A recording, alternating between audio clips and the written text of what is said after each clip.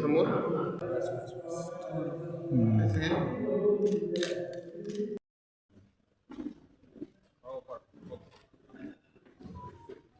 होऊ घातलेल्या जिल्हा परिषद व पंचायत समिती निवडणुकीच्या निमित्ताने उपस्थित असणारे आपल्या सर्वांचे लाडके नेते या दक्षिण कराडचे यशस्वी आमदार माननीय डॉक्टर अतुल बाबा भोसले ते यांच्यासोबत व्यासपीठावर असणारे आपले नेते सन्माननीय श्री आनंदरावजी पाटील, त्यासोबत उपस्थित असणारे वाहनखोरेचे नेते माननीय श्रीरंग देसाई, त्यासोबत उपस्थित असणारे आमचे मित्र विंग जिल्हा परिषदेचे माजी सदस्य शंकरराव खाबाले भाऊ, व्यासपीठावर उपस्थित असणारे कृष्णा कारखान्याचे संचालक श्री वसंतराव शिंदे आप्पा, आमचे दुसरे संचालक येरवळ्याचे श्री सयाजीराव यादव, त्यासोबतच इथं उपस्थित असणारे उद्योगपती आर.टी. स्वामी साहेब, खास करून येरवळेवरून आलेले आदरणीय श्री सुभाष पाटील आबा, आदरणीय श्री हंबीराव यादव माजी सरपंच, विलासरावजी यादव, सोबतच NK वरून आलेले राहुल काका, धनाजीराव पाटील, आणि आज आपण जे यांच्या यांना आपण प्रचंड मताने निवडून येण्यासाठी ही प्रचार सभा आयोजित केली आहे, ते आपले उमेदवार तिन्ही विंग जिल्हा परिषदेचे उमेदवार शैलजाताई शिंदे, विंग पंचायत समिती गणाचे उमेदवार सोनंदाताई यादव आणि कोळे पंचायत समिती गणाचे उमेदवार श्री अर्जुन राय काका, आणि उपस्थित आपण सर्व प्रत्येकाचं नाव घेणं शक्य नसलं तरी आपण सर्व या ठिकाणी आदरणीय आहात. आजच्या कार्यक्रमाबद्दल बोलताना अगदी सर्वात महत्त्वाची गोष्ट अशी बोलावी वाटते की या जिल्हा परिषद पंचायत समिती निवडणुकीच्या अनुषंगाने उमेदवारी वाटपाचा व उमेदवारीचा निर्णय घेण्याची वेळ ज्यावेळेला आली त्यावेळेला एक गोष्ट आपल्याला अभिमानानं सांगावी वाटते की आपले नेते आदरणीय अतुल बाबा भोसले यांनी जे उमेदवार आपल्याला दिलेले आहे ते अतिशय उच्च विद्याविभूषित, स्वकर्तृत्वावरती, राजकीय सामाजिक पटलावरती उद्या या मतदारसंघाचं नाव मजबूत करणारे असे उमेदवार आहेत. आमच्या विंग जिल्हा परिषदेच्या उमेदवार सौ शैलजाताई शिंदे, ह्या स्वतः M.Com B.Ed एवढं शिक्षण आहे त्यांचं. विंग पंचायत समिती गणाचे उमेदवार आहेत सौ नंदाताई यादव, या सुद्धा MA इंग्लिश आहेत. कोळे पंचायत समिती गणाचे उमेदवार आमचे सहकारी अर्जुनजी राय काका, हे सुद्धा MA इकॉनॉमिक्स आहेत.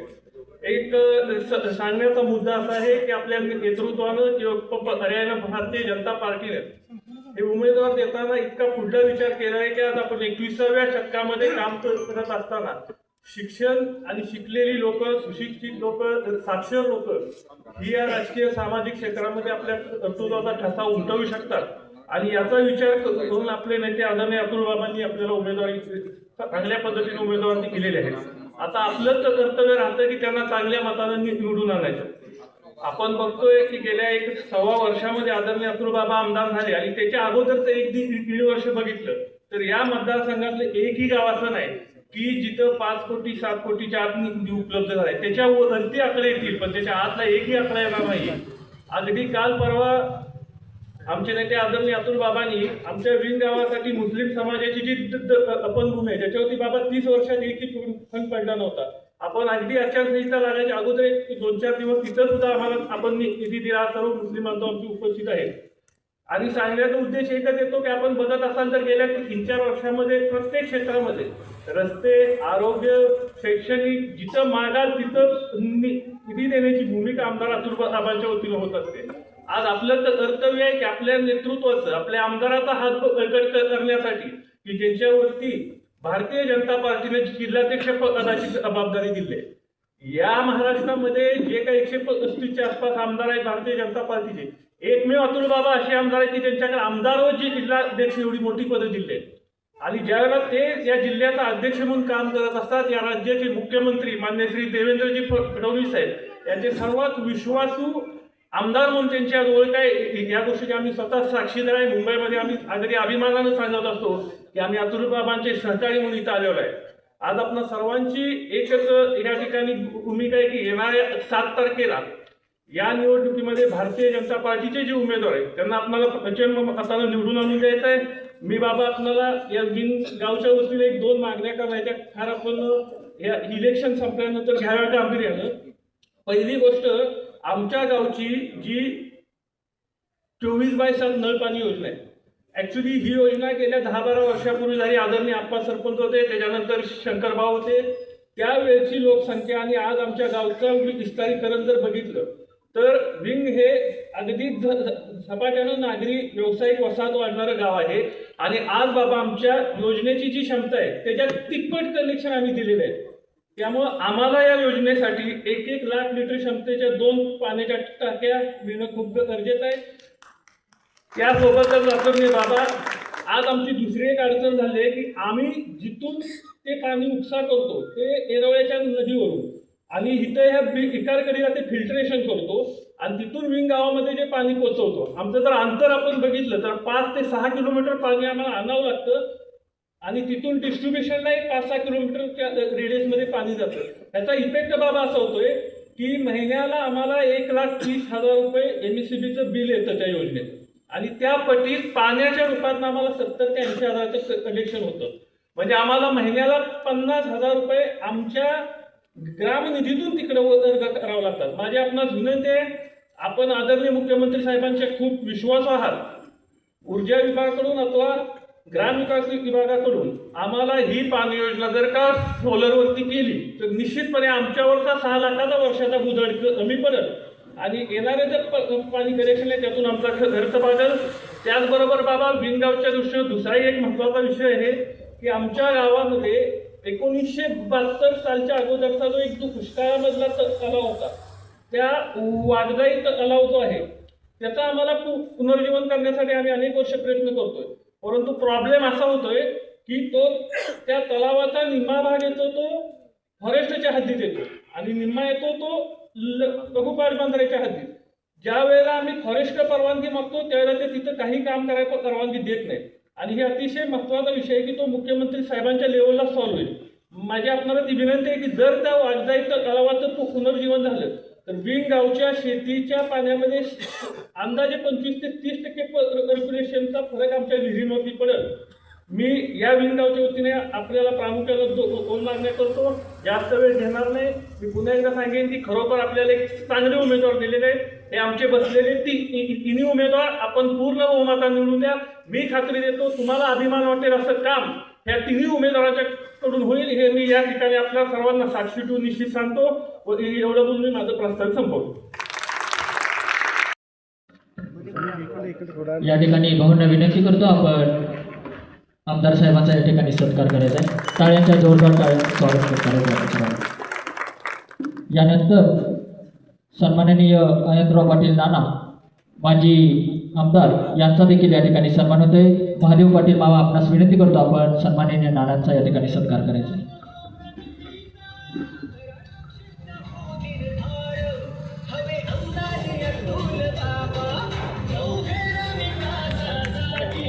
जोरदार टाळ्यामध्ये या सत्काराचं आपण स्वागत करायचं आहे. यानंतर या परिवाराचे ज्येष्ठ नेते सन्माननीय श्रीरंग देसाई तात्या यांचा देखील या ठिकाणी सत्कार होतोय. सन्माननीय अजित खबाले तात्या आपणास विनंती करतो आपण दादांचा सत्कार या ठिकाणी करायचा आहे.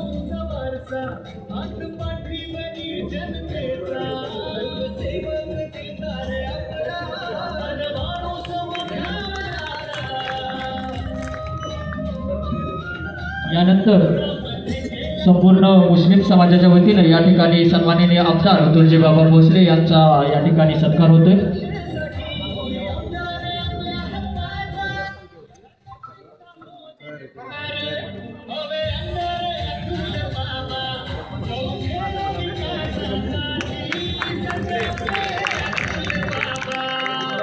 जोरदार टाळ्यामध्ये आपण या सत्काराचं स्वागत करायचं आहे.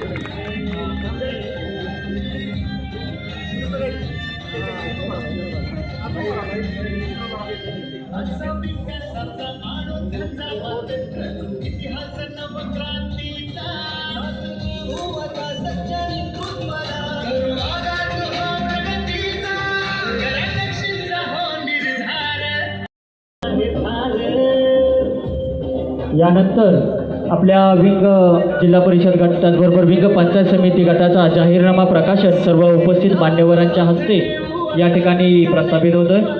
सर्वांनी जोरदार टाळ्यामध्ये या जाहीरनाम्याचं स्वागत करायचं आहे. आपल्या येणाऱ्या काळामध्ये केलेली कामं या जाहीरनाम्यातून प्रसिद्ध होत आहेत. सर्व प्रमुख उपस्थित मान्यवरांच्या हस्ते या जाहीरनाम्याचं प्रकाशन होत आहे. आणि शैलजा शिंदे मॅडम आपणास विनंती करतो आपण या ठिकाणी 2 मिनिटं मनोगत च्या अनुषंगाने उपस्थित आपण सर्व मायबाप बंधू भगिनी व्यासपीठावर उपस्थित असलेले आपल्या सर्वांचे लाडके तडफदार नेतृत्व माननीय आमदार व सातारा जिल्हा भाजप अध्यक्ष डॉक्टर अतुलबाबा भोसले, त्याचबरोबर माननीय आमदार आनंदराव पाटील नाना, माननीय श्री श्रीरंग देसाई दादा संचालक कृष्णा कारखाना, माननीय सयाजी यादव नाना संचालक कृष्णा साखर कारखाना, शंकर खबाले भाऊ माजी जिल्हा परिषद सदस्य आणि माननीय जयवंत माने भाऊ, माननीय सचिन पाचुकते दादा उपसरपंच विंग, माननीय हेमंत पाटील सर, माननीय महादेव पाटील, माननीय अजित खबाले, माननीय सुभाष पाटील, माननीय विलास यादव, माननीय राहुल गरुड काका आणि वेळेअभावी मी सर्वांची नाव नाही घेऊ शकले. उपस्थित असलेले आपण सर्व आदरणीय ग्रामस्थ व ज्येष्ठ मंडळी, आपले या व्यासपीठावर सर्वांचे स्वागत करते. मी सौ शैलजा प्रदीप शिंदे, विंग जिल्हा परिषद मतदारसंघामध्ये भाजप पक्षाच्या वतीनं अधिकृत उमेदवार आहे. त्याचबरोबर माझ्याबरोबर विंग पंचायत समितीसाठी असलेल्या गणामध्ये असलेल्या आपल्या येरोळ्याच्या सौ आदरणीय नंदाताई यादव, त्याचबरोबर माझ्याबरोबर कोळे गणातून अधिकृत उमेदवार असलेले आणि त्या गावचे ज्येष्ठ व आदरणीय नेतृत्व माननीय श्री अर्जुन गोपाळ कराळे काका. ह्या गावाची नाळ जास्त करून आमच्या आप्पांशी जोडलेली आहे, आमच्या कुटुंबाशी जोडलेली आहे. माझं कार्य हे कराडमध्ये जास्त आहे, म्हणजे मी फार मोठं कार्यकर्ते असं नाही, पण मी बाय प्रोफेशन टीचर आहे आणि मी जास्त कराडमध्ये असल्यामुळं माझा गावाशी टच कमी असतो. त्यामुळे मला त्यांना उमेदवार कोण आहे मी माझी ओळख त्यांना पहिला करून देणार आहे. तर मी स्वतः M.Com B.Ed आहे, GDCA माझं झालेलं आहे. आपल्या वेणुताई कॉलेजमध्ये मी लेक्चरशिप केलेली आहे, पण आता सध्या मी कुठल्याही संस्थेत काम करत नसून माझी स्वतःच्या मी क्लासेसमध्ये आहे.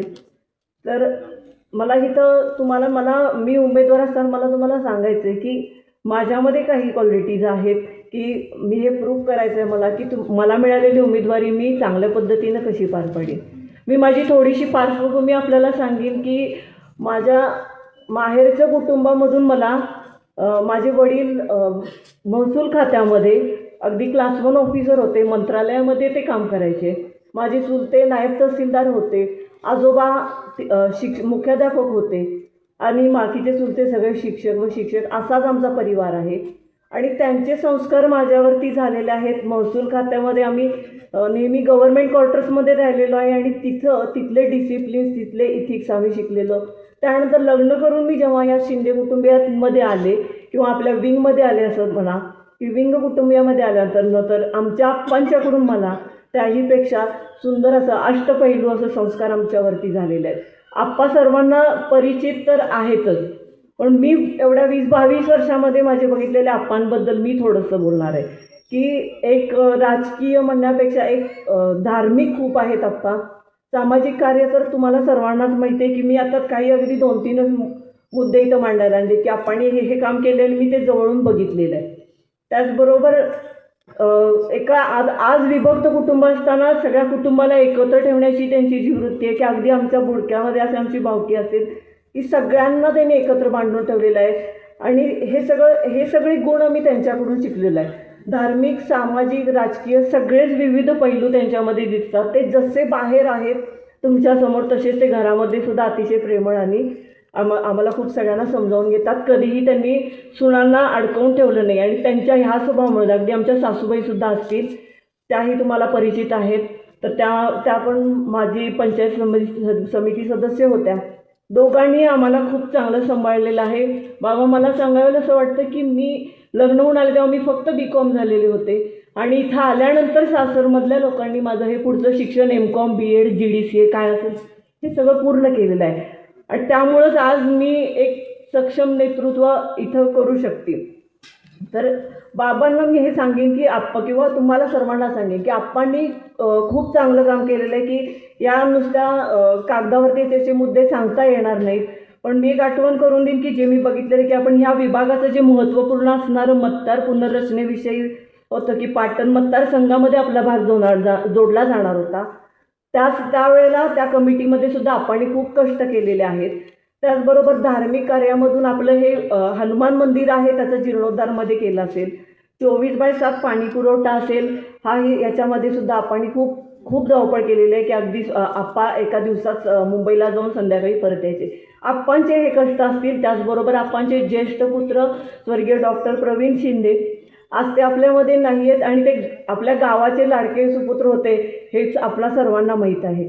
पण त्यांनीसुद्धा आपल्या वैद्यकीय सेवेमधून गावाला सेवा दिलेली आहे. आमच्या घरातल्या हर एक व्यक्तीने गावासाठी काही ना काहीतरी आपलं योगदान दिलेलं आहे. आज मला ही संधी या माध्यमातून मिळाली आहे.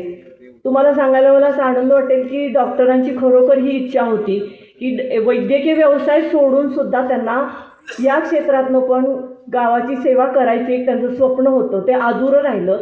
पण मला आज असं वाटतंय की मला मिळालेली ही उमेदवारी ही त्यांचाच कुठंतरी आशीर्वाद असणार आहे की ते पूर्ण करायसाठी त्यांचं निधन झाल्यानंतर थोडा आमचा गावाचा ओढा कमी झाला होता. पण आज आपले दैवत असलेले डॉक्टर बाबा आणि त्यांच्या कुटुंबियांनी आमच्या कुटुंबियांवरती विश्वास दाखवला. अनेक आजूबाजूच्या सगळ्या गावकरी, तुम्ही असतील, इथले गावकरी असतील, सगळ्यांनी आमच्यावर विश्वास दाखवून आम्हाला अधिकृत उमेदवार म्हणून आम्हाला मान्यता दिली. तर हे सगळं तुमच्यामुळे झालेलं आहे आणि मला आता ही संधी मिळालेली आहे की मी सुद्धा तुम्हाला ह्या मिळालेल्या संधीचं सोनं करून दाखवणार आहे. ज्या भारतीय जनता पक्षामधून मी उभारलेली आहे त्या भारतीय जनता पक्षाविषयी मला थोडंसं बोलायचं आहे की आपल्या सर्वांना माहिती आहे की मोदीजी ज्या वेळेला पंतप्रधान झाले, आज मला थोडंसं वाईट वाटतं की इथं महिला वर्ग होता. आज पौर्णिमा असल्यामुळं कदाचित पुरणपोळ्यांमुळं आलेल्या नाही आहेत. पण ताईंनी सगळ्या यायला पाहिजे होतं. कारण खरं म्हणजे भाजप पक्ष मला असं वाटतं तुमच्यापेक्षा लाडक्या बहिणींचा आहे तो. तर त्यांनी हे ऐकायला ते यायला पाहिजे होतं की मोदीजींनी वचन दिलं होतं की जो काळा पैसा आहे तो सगळा मी आणणार आहे आणि तो पैसा जो जनतेचा आहे तो मी जनतेला परत देणार आहे. आणि ते त्यांनी वाक्य सिद्ध करून दाखवलं. आज जी लाडकी बहीण योजना असतील किंवा विविध योजना ज्या आहेत ज्यामार्फत आपल्याला स्कॉलरशिप असेल काय असेल, हा सगळा साठवलेला इतर लोकांनी असेल किंवा धनदांडग्यांनी साठवलेला काळा पैसा जो आणलाय तो आज आपल्या गरीब लोकांना या रूपात मिळतोय. हे आपल्याला त्यांचे भारतीय जनता पक्षाचे आभारच मानायला पाहिजेत की ही चेष्टा नाही आहे की दर महिन्याला 1500 रुपये एवढ्या कोटीच्या संख्येमधल्या महिलांसाठी पाठवणं. हे काम भारतीय जनता पक्ष आपल्याला करताना दिसतं. परत विविध आणखीन योजना असतील त्याही माध्यमातून आपल्या ग्रामस्थ असतील, प्रत्येक महिला असेल ही या पक्षाशी जोडली गेलेली आहे. तर आपल्याला त्याचे ऋण आपल्याला लक्षात ठेवायला हवे आणि त्या पक्षाने आपल्यावरती विश्वास दाखवून आपल्या गावाला ही जी उमेदवारी मिळाली आहे, मी असं म्हणेन की मला वैयक्तिक ही उमेदवारी मिळाली असं कधीच कोणी समजून घेऊ नका. गावामध्ये एकी ठेवून आपल्याला एक सुवर्ण संधी मिळालेली आहे. आपला गाव, मी माझं पूर्ण कुटुंब म्हणेन तुम्हाला की ही मिळालेली संधी आपल्या कुटुंबातून जर आपल्यातलीच एक व्यक्ती उमेदवार म्हणून आहे, तिला प्रचंड मतांनी निवडून दिलं तर भविष्यामध्ये त्याचा फायदा हा प्रत्यक्षात मतदारांनाच होणार आहे. की ज्या काही योजना असतील, बाबांची जी इच्छा आहे की भारतीय जनता पक्षाला आपण स्थानिक स्वराज्य संस्थांमधून बळकटी द्यायची आहे आणि जो काही फंड आपला जिल्हा परिषद असेल, पंचायत समितीच्या माध्यमातून असेल, तो जास्तीत जास्त तुमच्यापर्यंत यावा यासाठीच आपल्याला आपल्या गावामध्ये उमेदवारी दिलेली आहे. तर त्याचं संधीचं सोनं माझ्यापेक्षा तुमच्या हातामध्ये जास्त आहे, ते तुम्ही करावं. मी तुम्हाला हे सांगते की माझं कुटुंबीय असेल आणि आपला हा भारतीय जनता पक्ष असेल, ह्या सगळ्या गोष्टींचा पाठपुरावा करून दिलेला उमेदवार तेवढा सक्षम आहे हे तुम्हाला माझ्या कामातून मी नंतर सिद्ध करू शकते. तुम्ही मला संधी द्यायला हवी. ज्या वेळेला तुम्ही मला निवडून द्याल तर मी तुम्हाला नक्की सांगते की तुमचा आवाज हा मी आपल्या विंगाचा आवाज पुढील 5 वर्षामध्ये जिल्हा परिषदेमध्ये तुमचा आवाज बनून राहील आणि तुमच्यासाठी मी चांगलं काम करून आपल्या विंग गावाचा ठसा हा जिल्हा परिषद सातारामध्ये नक्कीच उमटवीन एवढी मी तुम्हाला ग्वाही देते. आणि माझे हेच आव्हान आहे की आपण भारतीय जनता पक्षाला बळकटी देऊयात. मी इथं मनोगत व्यक्त केलं, तुम्ही माझे ऐकून घेतलेले 4 शब्द. मी तुमचे आभारी आहे. जय हिंद, जय महाराष्ट्र. आणि मार्गदर्शन करत आहे.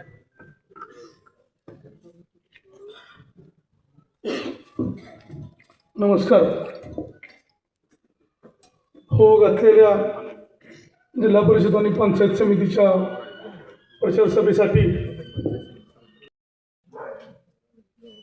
गेली 70 वर्ष विंग जिल्हा परिषद गट हा काँग्रेसचा बालेकिल्ला होता. परंतु आज आणि इथून पुढे हयात हा भाजपचा बालेकिल्ला राहणार आहे. बाबांच्या प्रयत्नाने आज मी इथं सर्व उपस्थितांना एकच सांगू इच्छितो, विंग जिल्हा परिषद गटातील सर्वात मोठं गाव हे विंग आहे. आज भाजपमध्ये विभागातील सर्व काँग्रेस कार्यकर्त्यांनी प्रवेश केला आहे आणि कार्यकर्त्यांच्या मनात एक संभ्रम अवस्था होती बाबा की काँग्रेस आणि भाजपचे जुने नवे कार्यकर्ते एकत्र होणार नाहीत आणि यामध्ये दुफळी कायम निर्माण होईल. परंतु मला या निमित्ताने एक सांगायचं आहे की आम्ही आमच्या विंग गावापासूनच सुरुवात केली आहे. आज इथं जयवंत भाऊ आहेत, अजित खबाले आहेत, विकास माने आहेत, विकास होगले आहेत.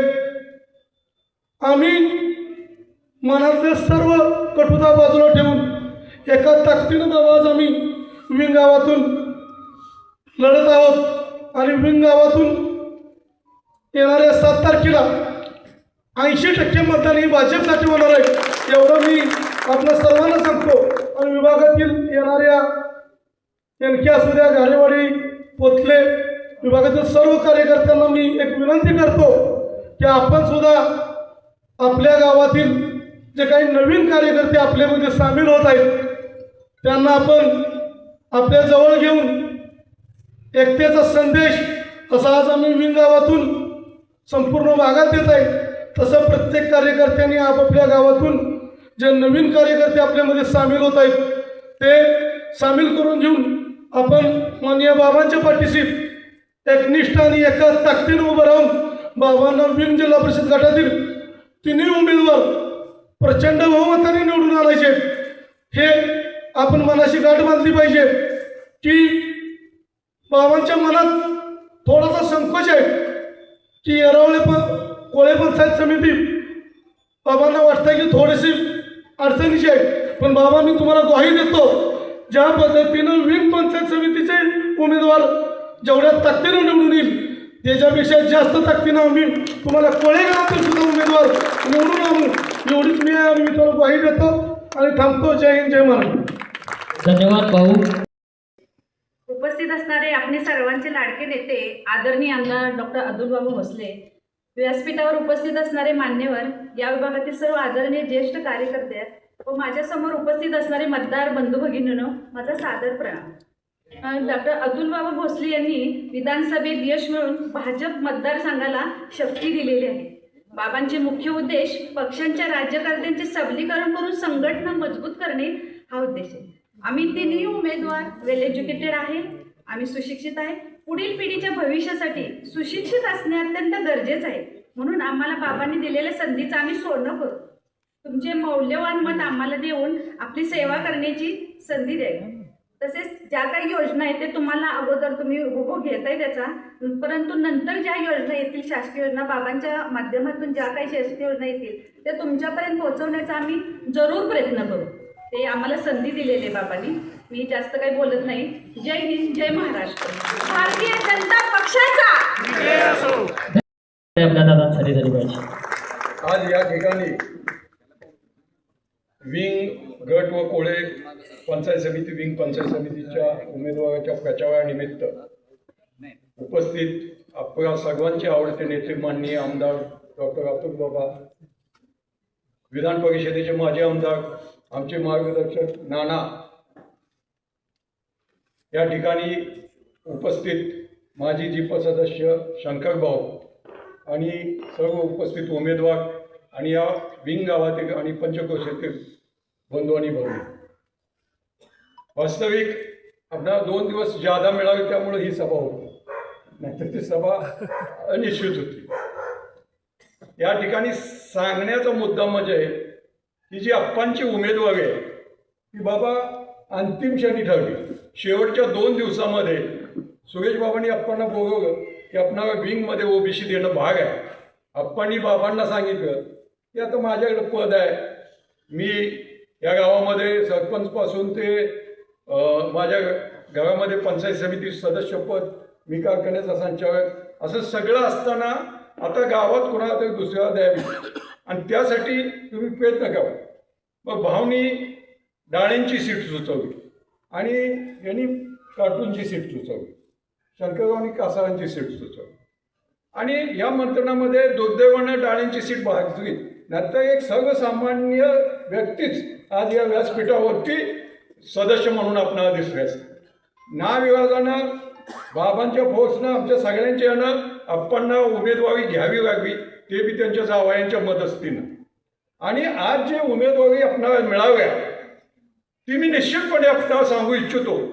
विंगमध्ये मी कुणाचा अनादर करत नाही, माझे दिनकरराव मित्र होते, मानेताई आहेत, मायपाकताई आहेत, पण त्याच्यापेक्षा कितीतरी पटीनं आपला उमेदवार जिल्हा परिषदेमध्ये आपला आवाज उठवल्याशिवाय राहणार नाही आणि अतुल बाबांचं नाव उठवल्याशिवाय. त्याच पद्धतीनं नंदाताई असतील, त्या सुद्धा तितक्याच सक्षम आहेत, सुशिक्षित आहे. उमेदवार निवडताना फारसा निकष नव्हता, पण सुदैवाने आपल्याला चांगले उमेदवार मिळावेत, एक सेवाभावी उमेदवार मिळावे आणि आपण त्यांना प्रचंड मतांनी निवडून द्यायचे. बंधूंनो, 2024ला विधानसभेला ज्यावेळी आपण मतदान केलं त्यावेळी अतुल बाबा नेहमी फायटिंगमध्ये होते. यापूर्वी 35 वर्ष आमदार विकास काकांच्या विरोधात, माजी मुख्यमंत्री त्यावेळी मुख्यमंत्री असलेले पृथ्वीराज चव्हाण साहेबांच्या विरोधात 14, 19 आणि उत्तरेतली निवडणूक, 3 निवडणुकीमध्ये अपयश आलं. पण एक ध्यास होता लोकांच्या कल्याणासाठी विधानसभेत जायचं आणि तो ध्यास 2024ला तुमच्या सगळ्यांच्या मदतीनं 40,000 मताच्या फरकानं या दिग्गजाचा पराभव करून अतुल बाबा विधानसभेत गेले. त्यावेळी या कोळे मतदारसंघाचं विंग गटाचं योगदान होतं 2200 मताचं. ना 2200 मताचं लीड आपण दिलं होतं, कारण की हा मतदारसंघ नेहमी काँग्रेस दाखल आहे. शंकरराव सुद्धा तिकडंच होते आणि अशा अवस्थेत आपण 2200 मताचं लीड दिलं आणि 2200 मताचं लीड दिल्यानंतर 1 वर्षाचा कार्यकाळ आपण जर बघितला, विधानसभेतले त्यांची भाषणं बघितली, विधानसभेत त्यांनी मांडलेले प्रश्न बघितले आणि त्या 1 वर्षाच्या काळामध्ये महाराष्ट्राच्या तिजोरीतून आणलेला पैसा बघितला, तर या मतदारसंघामध्ये जी विकास कामाची गती आणि जो विकास कामाचा नियोजन झालं, त्या नियोजनातून आलेल्या आपल्या शंकर भाऊसारख्या सर्व काँग्रेस, सुभाष पाटील सुद्धा आले आणि अशा सर्व काँग्रेस कार्यकर्त्यांच्या माध्यमातून हा मतदारसंघ ज्यावेळी आपण 5,000 मतांनी जिंकू त्यावेळी जिंकू असं मी म्हणेन. आणि त्यासाठी तुम्ही आम्ही शासन वाहता कामा नये आणि या उमेदवारांना आपण तेवढ्या मतांनी निवडून द्यावं. त्यामध्ये विंगचं योगदान तर भरघोस राहणार आहे, सगळ्या गावाचं योगदान भरघोस राहणार आहे. बाबा कोळ्याची काळजी करू नका, आमचा अर्जुन सामान्य जरी दिसत असला तर तो अर्जुन आहे, त्यामुळे तो यश निश्चित आणेल. आमच्या मासाचा डोळा बरोबर टिपेल म्हणजे आपल्याला सांगू इच्छितो. आणि या तिन्ही उमेदवार आपले प्रचंड मतांनी निवडून येतील. आणि अतुल बाबांना मी या जाहीर सभेत एक विनंती करतो, आपणाला तांबे परिसरात फार मोठी मागणी आहे बाबा, एखादा दिवस आम्हाला कमी दिला तरी चालेल, पण तोही गट आपण जिंकणार आहोत आणि त्यामध्ये आपण वेळ द्यावा अशी विनंती करतो. आणि आपण सर्वांनी 7 तारखेला कमळ या चिन्हावरती बटन दाबून या तिन्ही उमेदवारांना विजय करावं असं आवाहन करून थांबतो. जय हिंद, जय महाराष्ट्र.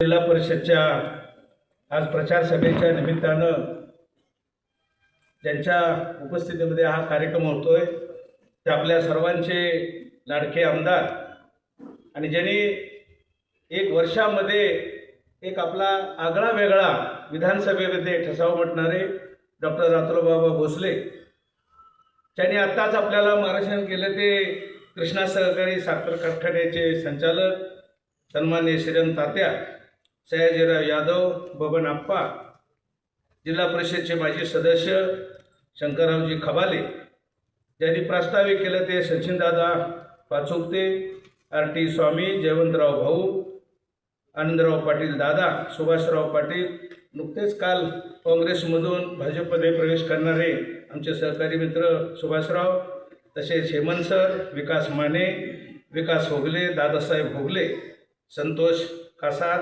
पाटील, उपसरपंच धनंजय पाटील, राहुल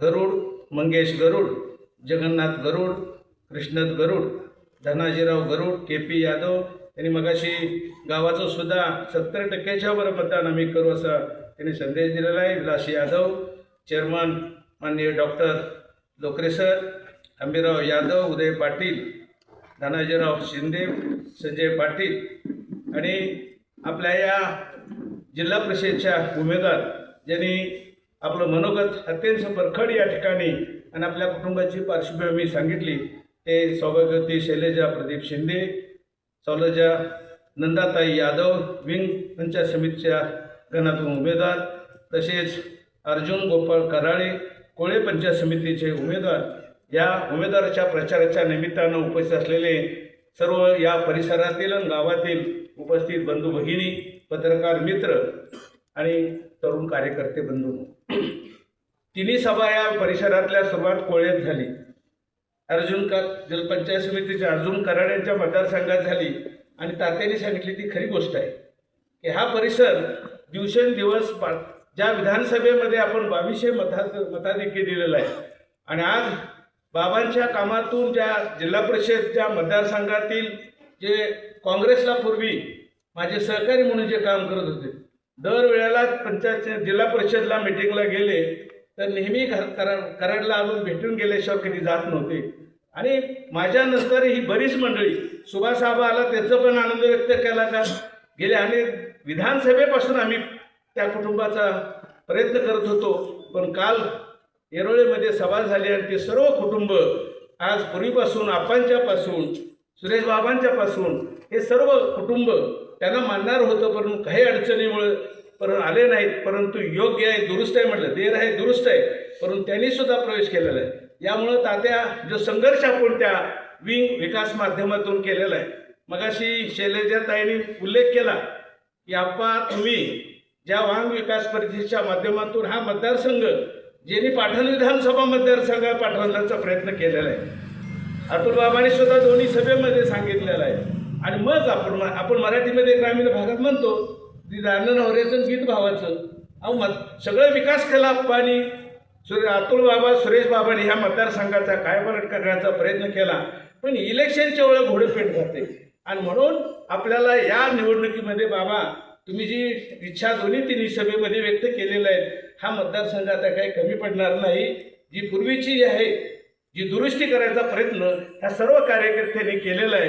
कारण का विधानसभेच्या निवडणुकीच्या अगोदर सुद्धा फडणवीस साहेबांच्या माध्यमातून जो निधी आणला आणि आपण प्रत्येक सभेमध्ये आपल्याला जो माहिती देत असताना एखादा मंत्री सुद्धा जेवढा विकास निधी आणू शकत नाही त्याच्यापेक्षा जास्त निधी आणण्याचा प्रयत्न आपण या मतदारसंघात केलेला आहे.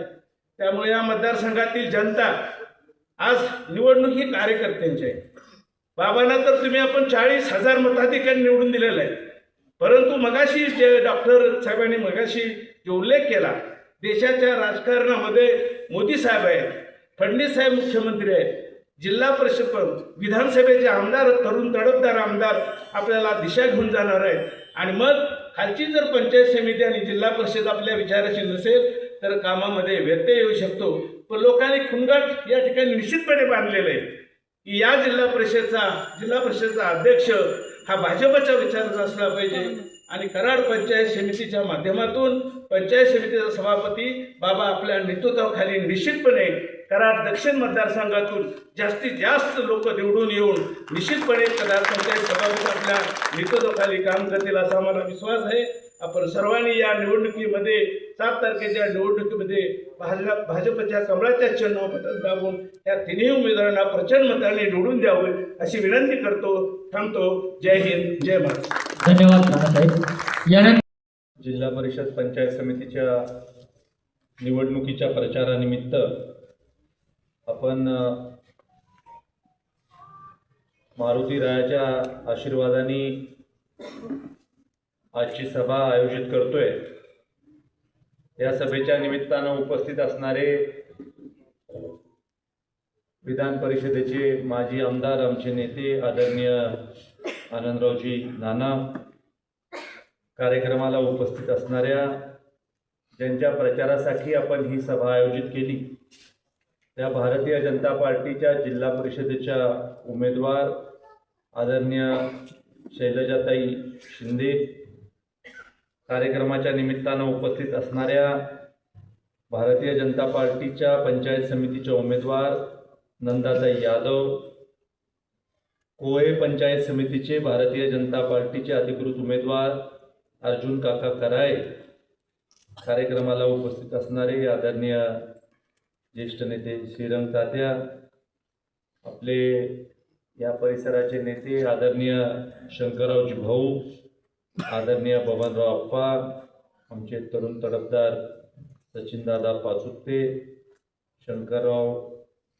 भाऊ, जयवंतरावजी माने, आनंदराव दादा, राजेंद्रजी खबाले, विकासराव होगले, दादासाहेब होगले, हेमंतराव पाटील, संतोषराव पाटील, धनाजीराव पाटील, राहुलजी पाटील, मंगेशराव गरुड, कृष्ण गरुड, सयाजीराव यादव, विलासरावजी यादव, आदरणीय सुभाष नाना, आनंदरावजी लोकरे, हिंदूराव यादव, धनाजी शिंदे, कार्यक्रमाला उपस्थित आदरणीय प्रतापसिंहजी पवार, उदयजी पाटील, आदरणीय स्वामीसाहेब.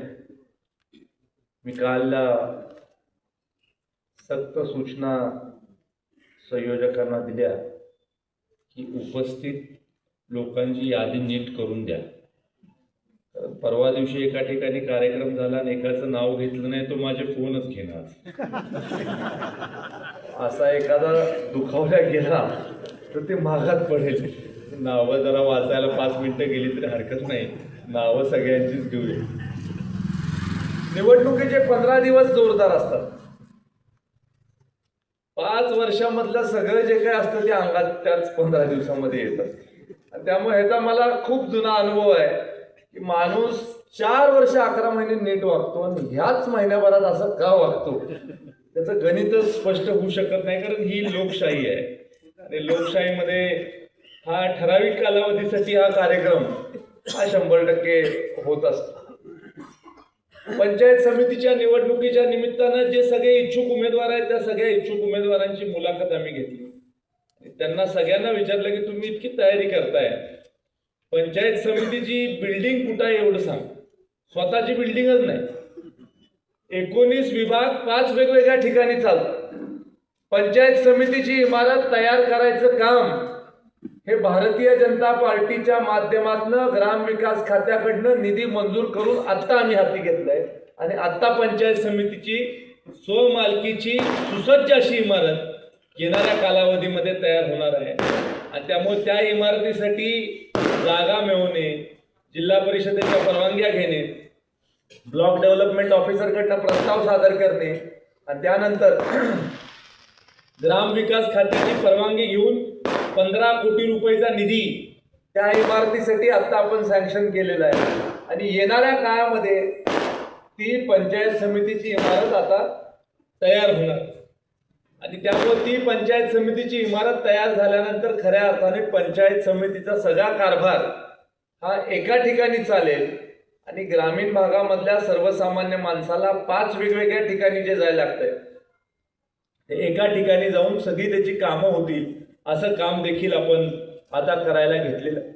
आणि त्यामुळं सातारा जिल्हा परिषदेच्या निवडणुकीमध्ये सातारा जिल्हा परिषदेवर भारतीय जनता पार्टीचा सदस्य हा सातारा जिल्हा परिषदेचा अध्यक्ष असला पाहिजे, हा प्रयत्न आपण कसोशीनं करायचा आहे.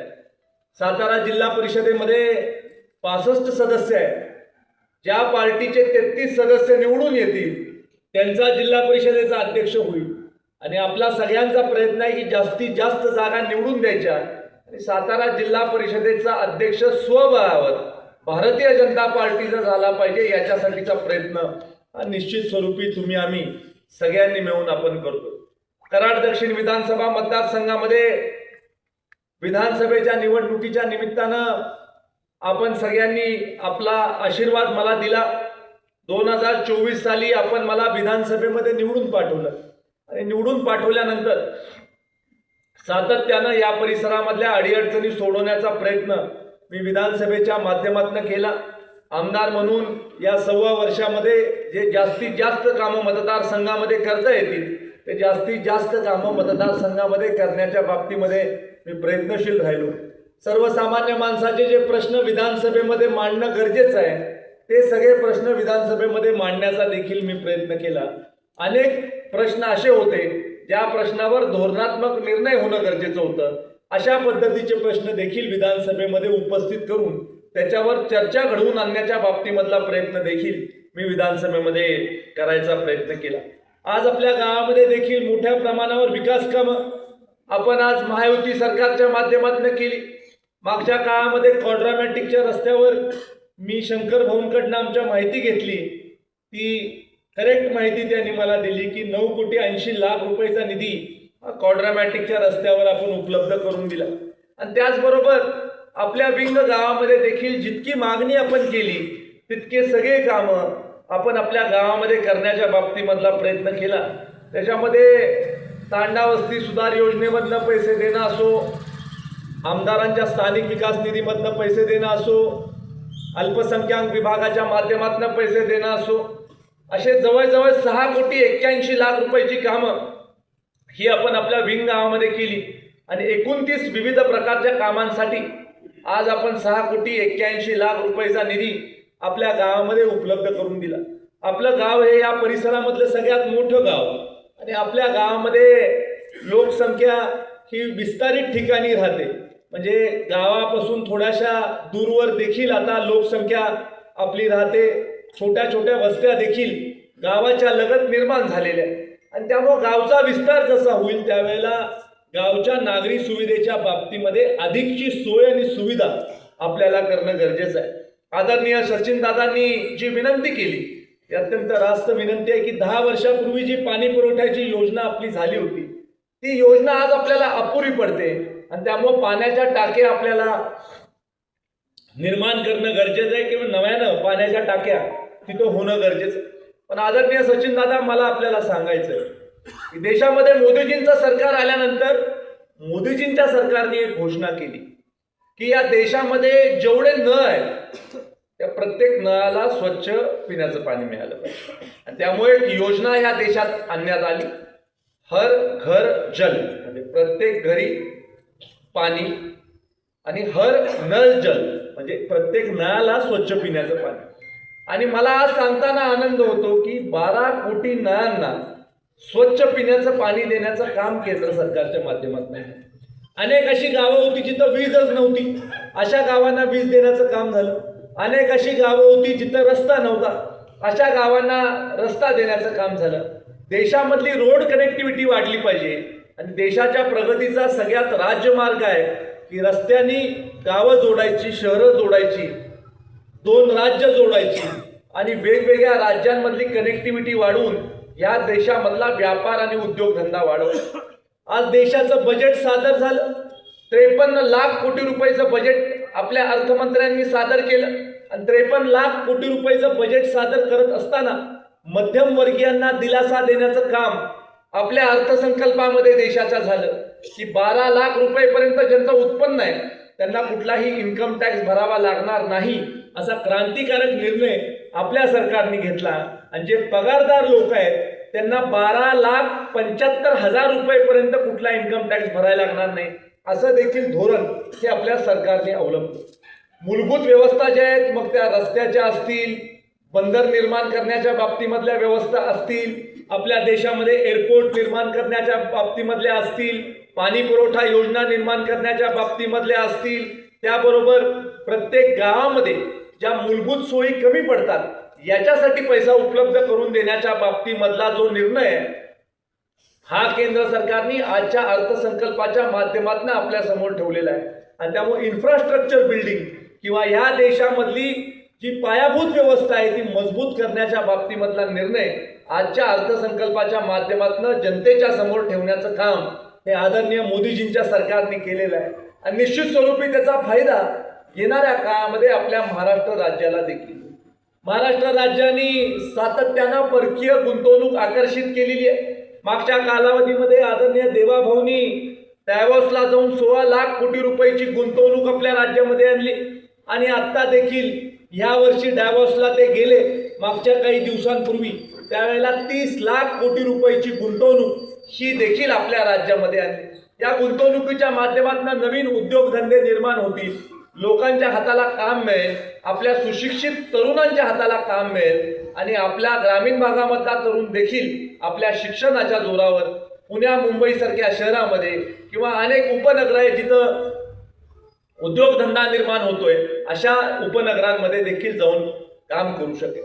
आज पुण्यासारख्या शहरामध्ये मोठमोठ्या जर्मन कंपन्या आलेल्या आहेत, त्यांनी ऑटोमोबाईलच्या इंडस्ट्रीत टाकलेल्या आहेत, तिथं आपल्या भागामधल्या अनेक तरुणांच्या हाताला काम मिळालेलं आहे. आज आपण पुण्याला मुंबईला जातो आणि ज्या वेळेला आपण मेळावा घेतो की आपल्या मतदारसंघामधले मुंबईमध्ये स्थायिक असणाऱ्या माणसांचा मेळावा किंवा पुण्यामध्ये स्थायिक असणाऱ्या माणसांचा मेळावा, तर हजारोच्या संख्येनं लोक तिथं जमत असतात.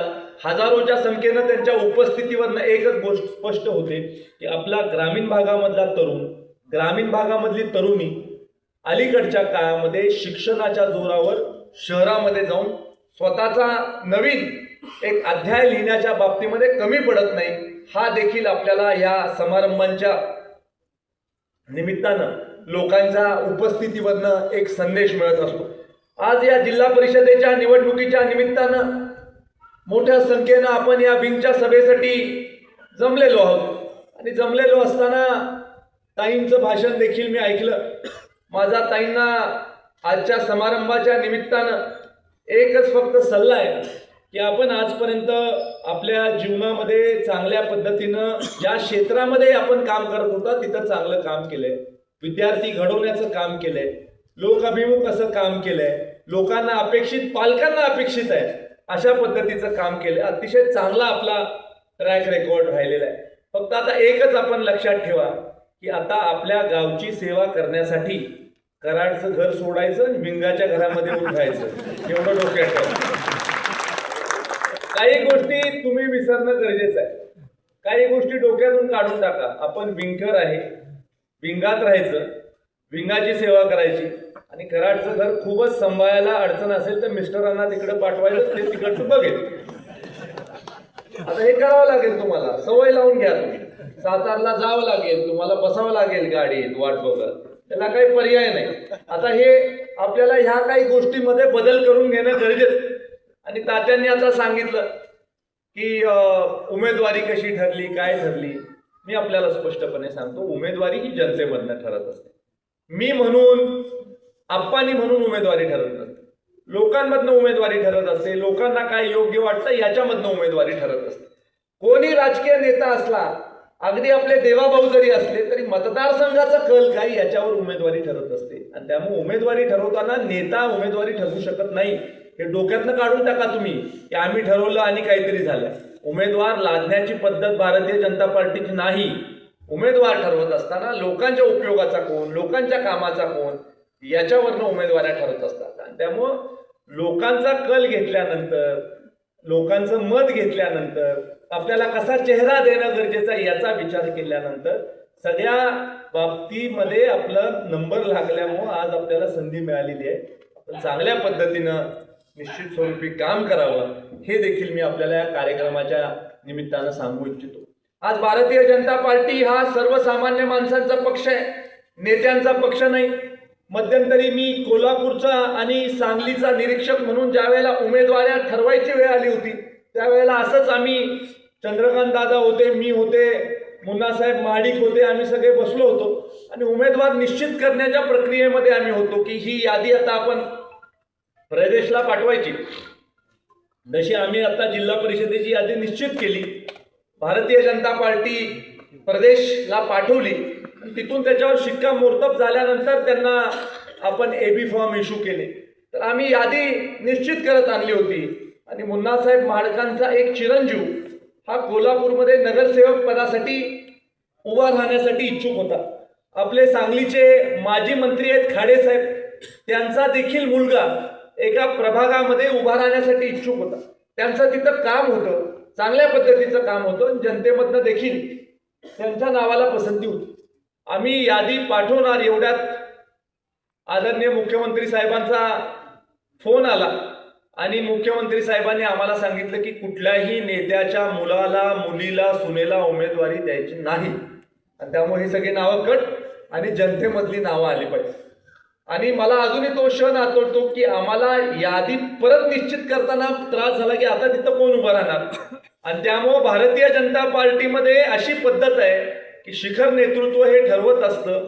कधी कधी राज्यामध्ये कल निर्माण होतो की नेत्यांच्याच घरामध्ये तुम्ही उमेदवारी का देताय, आणि त्यावेळेला नवीन निर्णय देखील पक्षाच्या माध्यमातून होत असतो. सातत्यानं हे म्हटलं जातं की आपणच्या घरामध्ये एक पद आहे, अहो पण ते संपत आलेलं पद. आता 2च महिन्यामध्ये ते कार्यकाल त्यांचा संपणार आहे आणि त्यांनी त्यांचा कार्यकाल चांगल्या पद्धतीनं पार पाडलाय, समाजासाठी काम केले आणि समाजामध्ये काम केल्यामुळं समाजामध्ये एक चांगल्या प्रकारची सहानुभूती त्यांच्या परिवाराच्या कामाच्या विषयी निर्माण झालेली आहे. आणि ह्या निकषावर खऱ्या अर्थानं एक चांगला उमेदवार आपल्या समोर देण्याच्या बाबतीमध्ये आम्ही नक्की यशस्वी झालेलो आहे. तसं माईकवर बोलायला लागलो तर किती मस्त तुमचं भाषण होईल. तुम्ही माईकवर का टेन्शन घेता? घरामध्ये आपण काही नसताना जसं बोलतो तसं जर का बोलायला लागलो तर सगळ्या लोकांना आपण पटवू शकू, एवढं चांगल्या पद्धतीचं मार्गदर्शन तुमच्या माध्यमातून होईल याची देखील खात्री मला या कार्यक्रमाच्या निमित्तानं व्यक्त करावीशी वाटते. आज आदरणीय देवेंद्र फडणवीस साहेबांनी लोकाभिमुख कारभार तर केलाच, पण हा लोकाभिमुख कारभार करत असताना अत्यंत संवेदनशील असं नेतृत्व आमच्या मुख्यमंत्र्यांचं आहे. मध्यंतरीच्या काळामध्ये मराठवाड्यामध्ये, विदर्भामध्ये ओला दुष्काळ झाला, लोकांच्या समोर समस्या होती शेतकऱ्यांच्या समोर की आपलं पीक काढणीला आलंय, ते पीक वाहून गेलं आणि आपल्याला आता कसा आपला उदरनिर्वाह होणार. 32,000 कोटी रुपयाचं पॅकेज महाराष्ट्रातल्या 2 विभागाला देण्याच्या बाबतीमधला धाडसी निर्णय हा आमचे मुख्यमंत्री देवेंद्र फडणवीस साहेबांनी घेतला आणि असंख्य शेतकऱ्यांच्या डोळ्यामधले अश्रू पुसण्याचं काम आमच्या आदरणीय मुख्यमंत्र्यांच्या माध्यमातून इथं करण्यात आलं. महाराष्ट्रामध्ये एक अत्यंत दुर्दैवी घटना घडली. आपले लाडके उपमुख्यमंत्री अजितदादा त्यांचं अपघाती निधन झालं. आपल्याला सगळ्यांनाच दुःख झालं, मला व्यक्तिगत दुःख झालं. मला काँग्रेस पार्टीचं संरक्षण करण्याच्या बाबतीमध्ये सुद्धा एक पाऊल टाकण्याचं काम हे आदरणीय देवाभाऊच्या नेतृत्वाने तिथं केलं आणि परत एकदा पक्षाचं संरक्षण करून परत एकदा महाराष्ट्राच्या पहिल्या महिला उपमुख्यमंत्री करण्याचं काम देखील आज आदरणीय देवेंद्र फडणवीस साहेबांनी केलं. अजितदादांच्या पश्चात अजितदादांच्या कुटुंबामधलाच आणि राष्ट्रवादी काँग्रेस पार्टीनी जो निर्णय घेतला होता त्या निर्णयाला उचलून धरण्याचं काम, राष्ट्रवादी काँग्रेसच्या लोकांना न्याय देण्याचं काम हे देखील आमच्या देवाभाऊनी केलं. आणि त्यामुळं खरं तर राजकारणामध्ये शब्द हा देखील आपण पाहायला पाहिजे. एखादा शब्द आपण दिला तर तो शब्द पूर्ण करण्याची सक्षमता देखील 100% आपल्यामध्ये पाहिजे. खरं तर या मतदारसंघामध्ये शंकर भाऊंचं देखील वहिनींचं नाव चर्चेमध्ये होतं. लोक सांगत होते की पंचायत समितीसाठी आदरणीय वहिनींना उमेदवारी द्यावी असं सुद्धा मोठ्या प्रमाणावर लोक इथं सांगत होते. माझ्यासमोर देखील प्रश्न होता की कशा पद्धतीनं उमेदवारी आपण द्यायच्या आणि त्यामध्ये गाव स्वरूपी बसून आपण योग्य तो निर्णय घेतला, समंजसपणाचा निर्णय घेतला आणि तो निर्णय घेतल्यानंतर देखील ज्या पद्धतीनं आदरणीय शंकर भाऊ प्रचारामध्ये मला दिसले, ज्या पद्धतीनं ताकदीनं स्वतः उमेदवार असल्यासारखे शंकर भाऊ फिरतात आहे, मी खऱ्या अर्थानं साहेब तुमचं कौतुक करतो सगळ्या लोकांच्या वतीनं की अत्यंत चांगल्या पद्धतीची भूमिका तुम्ही घेतली आणि पक्षामध्ये जो निष्ठेने राहतो, पक्षामध्ये उमेदवारी मिळाली नाही मिळाली, संधी मिळाली नाही मिळाली तरी सुद्धा जो पक्षाबरोबर ठाम राहतो अशा नेत्याला खऱ्या अर्थानं पक्ष त्या नेत्याला खूप मोठी ताकदच देत असतो. त्यामुळे तुम्ही निश्चिंत राहा. शंकर भाऊ तुमचं काम या परिसरामध्ये चांगलं आहे. जिल्हा परिषद सदस्य म्हणून उत्कृष्ट काम तुम्ही केलेलं आहे आणि ते उत्कृष्ट तुम्ही काम केल्यामुळे निश्चित स्वरूपी भारतीय जनता पार्टी पूर्ण ताकदीनं तुमच्या नेतृत्वाच्या पाठीशी उभं आहे. आपल्याला अजून बरंच काम करायचं आहे आणि अनेक वर्ष आपल्याला काम करण्याच्या बाबतीमधला निर्णय आपण घेतलेला असल्यामुळं निश्चित स्वरूपी येणाऱ्या काळामध्ये अनेक ठिकाणी आपल्याला काम करायची संधी देखील मिळू शकेल. सातत्यानं कुठलाही मोठा कार्यक्रम घ्यायचा असला तर भिंगाच्या ह्याच व्यासपीठावर तो कार्यक्रम होत असतो आणि एके प्रकारे परमेश्वराचा आशीर्वाद देखील इथं सभा घेतल्यानंतर, इथं कार्यक्रम घेतल्यानंतर आपल्याला मिळत असतो. एकेकाळी अशी परिस्थिती होती की आपली पार्टी एवढी मोठी नव्हती विंगामध्ये आणि त्यामुळं आपण थोडके कार्यकर्ते घेऊन या परिसरामध्ये सुरुवात केली होती. 2017 साली मला अजूनही आठवतं की काही ठिकाणं अशी होती किंवा काही बूथ असे होते ज्या बूथवर आपल्याला पोलिंग एजंट कोण द्यायचे याचा विचार आपल्याला वाडी वस्तीवर करायला लागायचा. पण आज जर का तुम्ही परिस्थिती बघितली तर प्रत्येक वाडी वस्तीवर आपण काम पोहोचवलेलं आहे. वानरवाडी असेल, बामणवाडी असेल, शिबेवाडी असेल, जिथं तिथं आपण पैसे टाकलेले आहेत. वाड्यांमध्ये सुद्धा 2-2, 3-3, 4-4 कोटी रुपयाचा निधी आपण उपलब्ध करून दिलेला आहे आणि हा निधी उपलब्ध करून देत असताना त्या भागामधल्या लोकांची सारासार गरज आणि अपेक्षा लक्षात घेऊन आपण ते पैसे उपलब्ध करून दिलेले आहेत. वाघजाई तलावाच्या बाबतीमध्ये आदरणीय सचिन दादांनी तुम्ही विषय उपस्थित केला. हा जर का फॉरेस्टच्या हद्दीमध्ये असेल तर आदरणीय वनमंत्री उद्याच येणार आहे. तुम्ही थोडासा वेळ काढून जर का कराडला आला तर वनमंत्र्यांच्या समोर आपण ही आपली समस्या मांडू आणि आपल्या विंग गावचा पाण्याचा प्रश्न जर का मिटत असेल तर कुठंही तलाव असला तर त्या तलावाला ऊर्जा अवस्थेत आणण्यासाठी जे काही करायला लागेल ते आपण 100% सचिन दादा करूया. आणि त्यासाठी तुम्ही निश्चित स्वरूपी माझ्याकडं जी काही मागणी तुमची आहे ती माझ्याकडे घेऊन या. मी वनमंत्र्यांना तुम्हाला भेटवीन आणि त्यांना विनंती करेन की माझ्या विंग गावासाठी या काही गोष्टी आपल्याला करणं हे अत्यंत गरजेचं आहे. खरं तर पाण्याची समस्या ही सगळ्यात महत्त्वाची समस्या असते. आज आदरणीय बबनराव अप्पा तुम्हाला माहित आहे की आपल्या उपसा जलसिंचन योजना आहेत. या उपसा जलसिंचन योजनांचं रिवॅम्पिंग करणं गरजेचं आहे.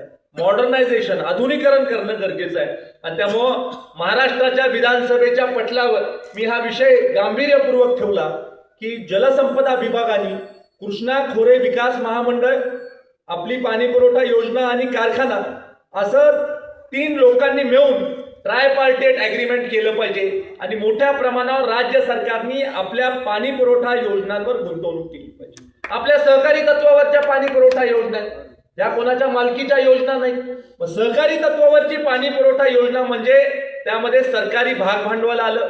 सरकारच एके प्रकारे त्या योजनेमध्ये करता धरता असतं कारण सहकार खात्याच्या अखत्यारीमध्ये ही योजना येते आणि त्यामुळे कृष्णा खोरे विकास महामंडळामधून जर का एन ब्लॉक डेव्हलपमेंटसाठी पैसे आपण दिले, उदाहरणार्थ आपली विंगाची पाणी पुरवठा योजना, आता ह्या पाणी पुरवठा योजनेमध्ये जर का नवीन मोटर आपल्याला बसवायची असतील, सोलर फीडर आपल्याला बसवायचं असेल, नवीन लाईन्स आपल्याला बसवायच्या असतील, 2 स्टेजचं 1 सिंगल स्टेजमध्ये तुम्हाला पंपिंग करायचं असेल, ड्रिप इरिगेशनची फॅसिलिटी तुम्हाला तिथं करायची असेल, ऑटोमायझेशन तुम्हाला जर का करायचं असेल तर मोठा खर्च हा त्या योजनेवर आपल्याला करायला लागेल. आज तुम्हाला जर का 200 एकर क्षेत्र बागायत मिळत असेल, आपण जर का मॉडर्नाइज केलं आणि जर का 500-600 एकर क्षेत्र बागायत तुम्ही करू शकला, दुप्पट-तिप्पट क्षेत्र बागायत तुम्ही जर का करू शकला, लोकांना वेळेत पाणी देऊ शकला तर त्या योजनेवरचं उत्पन्न वाढेल, सरकारचं पण उत्पन्न वाढेल आणि जी गुंतवणूक आपण करणार आहे त्या गुंतवणुकीची परतफेड ही विविध मार्गाने होऊ शकेल. मी आमच्या नेत्या आदरणीय पंकजाताईंना पण सांगितलं, ताई 1 टन ऊस गेला कारखान्याला की सरकारला 511 रुपयाचा महसूल एका टनामागे मिळतो. इतका महसूल सरकारला जर का मिळणार असेल, ऊसाचं क्षेत्र जर का आपण वाढवलं तर महसुली उत्पन्न आपलं राज्याचं वाढेल आणि त्यामुळे एका बाजूला आपण गुंतवणूक सरकार करतंय त्याचं रिटर्न देखील आपल्याला येणाऱ्या काळामध्ये मिळेल. आणि त्यामुळे आमचा प्रयत्न आहे जलसंपदा मंत्र्यांकडून की या योजनेचं रिवॅम्पिंग करायचं आणि त्यामुळे हे रिवॅम्पिंग ज्या वेळेला होईल त्यावेळेला आपल्या उपसा जलसिंचन योजना या खूप सुंदर चालतील, 1 नंबरनी चालतील आणि येणाऱ्या काळामध्ये माझं स्वप्न आहे की पुढच्या 2 वर्षामध्ये राज्यामध्ये हे धोरण लागू करायचं आणि कृष्णा सहकारी साखर कारखान्याच्या सगळ्या योजना, सगळ्या 17 योजना त्या स्वमालकीच्या 6 आहेत आणि 11 पुरस्कृत आहेत, या सगळ्या या योजनेमध्ये घालण्याच्या बाबतीमधला आपला प्रयत्न आहे. आपले जलसंपदा मंत्री आदरणीय राधाकृष्ण विखे पाटील साहेबांबरोबर माझ्या बरेच वेळेला बैठकी झाल्यात आणि आमचं ठरलंय की आपण याला एक फॉर्मॅट देऊया, आपण याची ब्लूप्रिंट करूया, राज्याच्या कॅबिनेटमध्ये याच्यावर निर्णय घेऊया आणि निर्णय घेतल्यानंतर आपण या प्रकल्पाच्या बाबतीमधलं पुढचं पाऊल टाकूया. निश्चित स्वरूपी येणाऱ्या काळामध्ये ते सुद्धा आपण सगळ्या गोष्टी करणार आहे. माझ्याकडे आता मुस्लिम समाज बांधवांनी देखील एक प्रस्ताव दिला. त्यांनी आनंद व्यक्त केला की 10 लाख रुपयेचा निधी हा आपण त्यांच्या दफनभूमीसाठी दिलेला आहे आणि त्यांची मागणी आहे की आणखीन थोडासा निधी तुम्ही आम्हाला द्या. आपण बिलकुल चिंता करू नका की अशा ज्या सुविधा आहेत या सुविधांना कधीच आपण पैसे कमी पडू देणार नाही. आपल्या माहितीसाठी मी सांगू इच्छितो की काल्याला आम्हाला 70 लाख रुपयाची मागणी मस्जिदी जवळच्या संरक्षण भिंतीसाठी केली आणि त्यावेळेला तर मी आमदार देखील नव्हतो. आमदार व्हायच्या आधी आपण 70 लाख रुपयाचा निधी हा काल्याच्या संरक्षण भिंतीसाठी दिला आणि त्या भिंतीचं काम आता पूर्ण झालेलं आहे आणि त्यामुळे तुम्ही सुद्धा जे पैसे मागाल ते सगळे पैसे 100% देण्याच्या बाबतीमध्ये आपण निश्चित स्वरूपी कटिबद्ध आहोत. राज्य सरकारने आपल्याला सार्वजनिक बांधकाम खात्याच्या माध्यमातून मोठ्या प्रमाणावर पैसे दिलेले आहेत. आदरणीय शिवेंद्र बाबांच्या नेतृत्वाखाली इथं तुम्ही प्रवेश देखील केलेला आहे. बाबांनी देखील आपल्याला शब्द दिलेला आहे की या मतदारसंघाला पैसाच मी कधी कमी पडू देणार नाही असा शब्द आपल्याला दिलेला आहे. मध्यंतरी एक वेळ माझ्यावर अशी आली होती की मला मागच्या काळामध्ये रवींद्र चव्हाण साहेब जे आत्ताचे आपले प्रदेशाध्यक्ष आहेत भाजपचे, ते मला एकदा घेऊन बसले होते आणि म्हटले तुझी काय इच्छा आहे. तर मी म्हटलं आता इच्छा जर का आपल्याला व्यक्त करायची असेल तर छोटी कशाला इच्छा व्यक्त करा. म्हटलं साहेब मला मतदारसंघात विकास कामांसाठी पैसे द्या, मला सार्वजनिक बांधकाम खात्याच्या माध्यमातून पैसे द्या. म्हटले की ठीक आहे किती पैसे पाहिजेत तुला. मी म्हटलं द्या 200 कोटी रुपये मला. म्हटले कसं काय बोलतोय 200 कोटी रुपये, कुठं टाकणार रस्ता. म्हटलं कुठं टाकायचं ठरवतो पण देणार आहे का तुम्ही, देणार असाल तर आम्ही रस्ता तयार करू. त्यानंतर PWDचे सगळे अधिकारी घेऊन बसलो आणि त्यांना म्हटलं की मतदारसंघाच्या ह्या टोकापासनं मतदारसंघाच्या त्या टोकापर्यंत रस्ता मला तयार करू. PWDच्या अधिकाऱ्यांना देखील प्रश्न पडला. नकाशा घेऊन बसलो आणि मग नकाशा आम्ही असा केला की कुसूरपासून असा वर जाणार रस्ता आणि वर जाऊन धोंडेवाडीपर्यंत जाणार, धोंडेवाडीपर्यंत स्टेट हायवेपर्यंत जाणार, तिथनं परत वाठार फाट्यापासून कृष्णा कारखान्यापर्यंत, कृष्णा कारखान्यापासून शेनोलीपर्यंत हॅममध्ये रस्ता केला. 4 लेनिंग एवढा आपण रस्ता किंवा 2 पदरी वाहतूक होईल असा रस्ता आपण केला मोठाच्या मोठा. हायब्रिड ॲन्युटी मेंटेनन्स प्रोग्राम राज्य सरकारचा आहे त्यात घातला आणि खरंच 200 कोटी रुपये आपल्याला सँक्शन झाले आणि ते काम आज आता प्रगती पथावर गेले. त्यामुळे या मतदारसंघामध्ये जो पूल आपल्या कराड शहराला जोडतो आपला जुना पूल कृष्णा नदीवरचा, त्या पुलावर 50 कोटी रुपयाचा निधी आपण CRIF मधनं उपलब्ध करून दिला. आपल्या कराडपासून कोरेगावला जोडणारा जो रस्ता आहे त्याच्यावर CRIF मधनं आणि 50 कोटी रुपयाचा निधी आपण उपलब्ध करून दिला. मध्यंतरीच्या काळामध्ये काही कुस्तीगीर पैलवान माझ्याकडे आले होते. ते म्हटले की बाबा आपल्याला चांगली तालीम असणं गरजेचं आहे. मला सुद्धा बरं वाटलं. मी म्हटलं की पैलवान लोकांना चांगली तालीम आणि चांगली जर का आपण व्यवस्था करून दिली तर खरोखर कुस्ती करतील. तर सगळेच राजकारणात पैलवान लोक आले तर मग आपली पण सगळी अडचण होऊन बसेल आणि त्यामुळे कुस्ती करणारे पैलवान हे असणं गरजेचं आहे. नाही तर सगळेच आनंदराव उपसारखे व्हायला लागले तर मग कसं करायचं आपण. आणि त्यामुळे कुस्ती करणाऱ्या पैलवानासाठी तालीम, किती मोठी तालीम असावी. तर म्हटलं करायची तर आंतरराष्ट्रीय दर्जाची करू, छोटं मोठं कशाला काहीतरी करायचं. 25 कोटी रुपयाचं बजेट आम्ही तालमीचं केलं. 25 कोटी रुपयाचं बजेट आणि 25 कोटी रुपयाचं बजेट करून कैलासवासी खशाबा जाडो क्रीडा संकुल असं नाव त्याला आपण दिलं आणि हे 2009 मध्ये हा प्रकल्प प्रस्तावित होता. 2 आमदार त्यानंतर होऊन गेले. स्वर्गीय विलास काका 5 वर्ष होते आणि त्यानंतर पृथ्वीराज बाबा 10 वर्ष होते. 14 वर्षात खडाई तिथं 15 वर्षात खडाई पडला नाही आणि मी आमदार झाल्या वर्षभरामध्ये जलद गतीनं सगळे अप्रुव्हल घेतले, परवानग्या घेतल्या, टेंडर झालंय आणि आता कामाला सुरुवात. आपली आचारसंहिता उठली की कामाला सुरुवात होईल. 25 कोटी रुपये तब्बल तालमीसाठी आता उपलब्ध होऊन क्रीडा संकुल होतं. मॅट सुद्धा आपण तिथं ठेवणार आहे. मग मातीचा सुद्धा आखाडा करणार आहे, तिथं गॅलरी करणार आहे. बाहेरचा कोच आला तर त्याची राहायची व्यवस्था करणार आहे. स्पर्धा झाली तर विद्यार्थ्यांची किंवा खेळाडूंची राहायची व्यवस्था करणार आहे. अशा पद्धतीनं एक नवीन विचार या संबंध मतदारसंघामध्ये आणण्याच्या बाबतीमधला माझा प्रयत्न आहे की प्रत्येक क्षेत्रामध्ये या मतदारसंघाला अग्रेसर ठेवायचं असेल तरुणांच्या रोजगाराच्या बाबतीमध्ये सुद्धा या परिसरामध्ये आपल्या गोव्याच्या आपण आता फाउंड्रीचा प्रकल्प करतोय.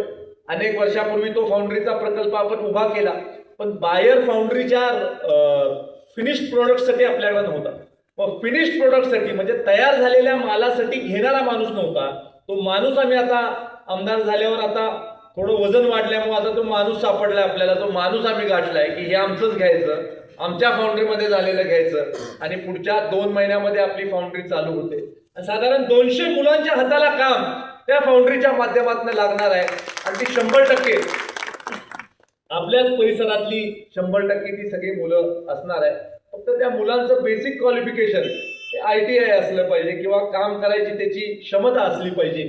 ही सुद्धा काळजी आता तुम्ही सगळ्या कार्यकर्त्यांनी घेणं अत्यंत गरजेचं आहे. आपल्या शिरवळला कृष्णा विश्वविद्यापीठाचं दुसरी शाखा आता आपण निर्माण करतोय. त्या शाखेचं बांधकाम वेगाने चालू आहे. आपल्याला सगळ्यांनाच माहिती आहे की आपली कराडची जी मूळ शाखा आहे किंवा आपला मेन कॅम्पस जो आहे त्याच्यामध्ये साधारण 3000 लोकांच्या हाताला आपण काम देऊ शकतो. स्वर्गीय आप्पांचा उद्देश होता, आदरणीय सुरेश बाबांचा उद्देश आहे की आपल्या परिसरामधल्या लोकांच्या हाताला काम मिळावं, आपल्या परिसरामध्ये उद्योजकता वाढावी, आपल्या परिसरामधल्या लोकांना बाहेर नोकरीच्या निमित्तानं कुठं जायला लागू नये. हा प्रयत्न आपण सातत्याने करत राहिलो आणि त्यामुळे शिरवळला देखील आपल्या परिसरामधल्या असंख्य मुलांच्या मुलींच्या हाताला काम मिळणार आहे. चांगल्या पद्धतीनं त्यांचा उदरनिर्वाहाचं साधन हे त्या संस्थेच्या माध्यमातून निर्माण होणार आहे. तिथं आम्ही एकच प्रयत्न करतोय की तिथं कराडमधनं तिथं जाणारी जी मुलं, कारण साधारण 2000 मुलं ही आपल्याला आपल्या तालुक्यामधलीच घ्यायची किंवा मतदारसंघामधलीच घ्यायची. ही 2000 मुलं एकाच ठिकाणी राहावीत आणि कुठल्याही परिस्थितीत मताला परत यावीत अशा पद्धतीचं नियोजन आता आपण लावतो. त्याचं मला एकाने भीती घातली की साहेब तिथं लावाल शिरवळला मतदान करतील आणि आपण मोकळच बसू.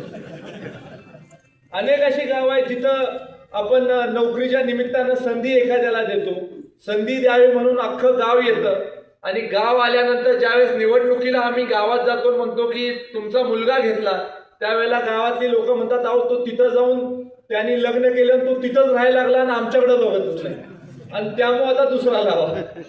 त्यामुळे असं होऊ नये. मुलगा मुलगी परत यावी निदान मतापुरती तरी, एवढं आपण तिथं व्यवस्था करू. चला विनोदाचा भाग सोडू, पण आज ही संधी उपलब्ध आपण करण्यासाठी एक पाऊल टाकलेलं आहे, तुमच्या आशीर्वादाने टाकलेलं आहे. त्यामुळं प्रत्येक बाबतीमध्ये प्रत्येक क्षेत्रामध्ये या मतदारसंघाला सक्षम करायचं आणि या मतदारसंघाच्या सर्वांगीण विकासाचं स्वप्न स्वर्गीय यशवंतराव मोहिते भाऊंनी पाहिलं होतं, स्वर्गीय जयवंतराव अप्पांनी पाहिलं होतं. ते स्वप्न पूर्ण करण्यासाठीचा प्रयत्न देखील आपण करणार आहोत. अलीकडच्या राजकारणामध्ये मला आपल्याला माझा अनुभव सांगायचा, कदाचित बरोबर असेल कदाचित चुकीचा असेल. अलीकडच्या काळामध्ये लोक जाणकार झाले.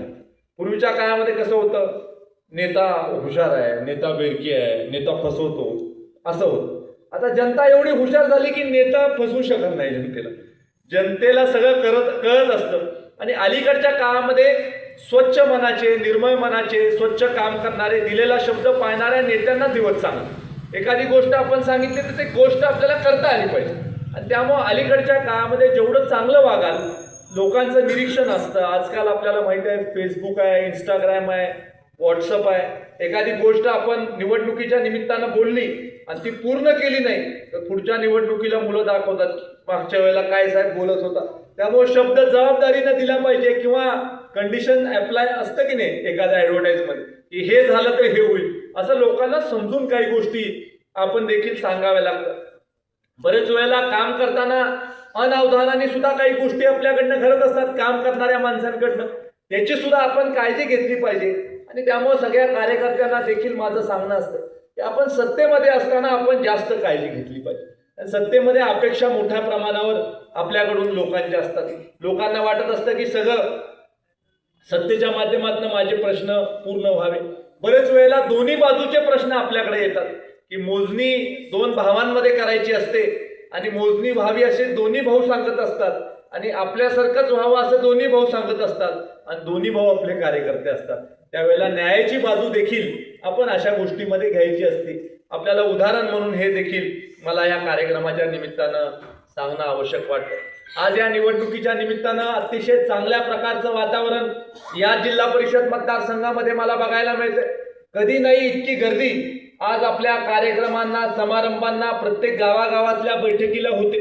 आता आपल्या समोर कसोटी आहे की नवीन जुने लोक एकत्र कसे आपण ठेवायचे आणि नवीन जुन्या लोकांना एकत्रित ठेवून आपलं मताधिक्य कसं वाढवायचं. माझा आपल्याला सगळ्यांना सवाल आहे की आपण आपली कागदोपत्री जर का बेरीज बघितली तर आपली कागदोपत्री बेरीज ही 70% जाते, पण मतं पडताना 51% मतं आपल्याला का पडतात याचा शोध खऱ्या अर्थानं कार्यकर्त्यांनी घेणं गरजेचं. आपण जर का कागदावर बघितलं की आपल्याकडे असणारे लोक कोण, विरोधात असणारे लोक कोण, आपले लोक किती क्षमतेने काम करतात, अशा स्थितीमध्ये आपल्याला अपेक्षित मताधिक्य का मिळत नाही याचा देखील आपण विचार करणं अत्यंत गरजेचं आहे. आणि नेत्यांना देखील माझं सांगणं आहे की जुन्या गोष्टी ह्या विसरायला आपण शिकल्या पाहिजे. जुन्या गोष्टी परत परत उगावून आपण काय प्रगती करू शकणार नाही. आणि पुढच्या 25 वर्षाचा ट्रॅक रेकॉर्ड आपल्याला चांगला ठेवायचा असेल तर 25 वर्षाचा पाया हा आपण रचणं अत्यंत गरजेचं आहे.